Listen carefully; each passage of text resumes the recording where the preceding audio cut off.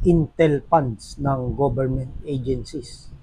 Dapat na masilip, sangkaterba na ang mga ahensya ng pamahalaan na naglalagay ng intelligence funds sa kanilang hirit na pondo na hindi naman na ipapaliwanag kung saan at paano ito nagagamit o naging epektibo ba.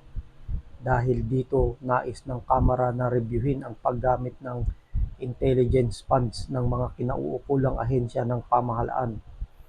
Lalo na nga na bulgar na pagtakas ng nasibak na si Bamban Tarlac Mayor Alice Go at iba pang mga high-profile suspects nang walang kaalam-alam ang mga ito na siyang dapat na tumutok sa ganitong mga kaso.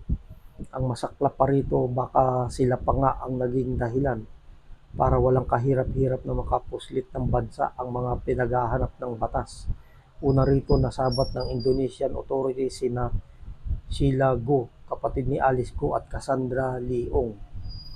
Ang bilis ng kanilang intel gathering, kaya ilang araw pa lang na mapabalita na ng pagpuslit ni Alice Go sa bansa, nasabat agad ng mga kasamahan nito.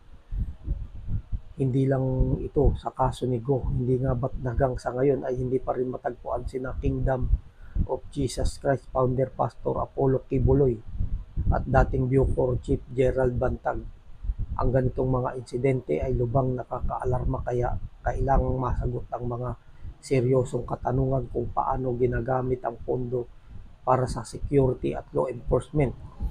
Dapat nga namang matiyak na nagagamit sa tamang paraan ng intelligence funds na galing sa kaban ng bayan.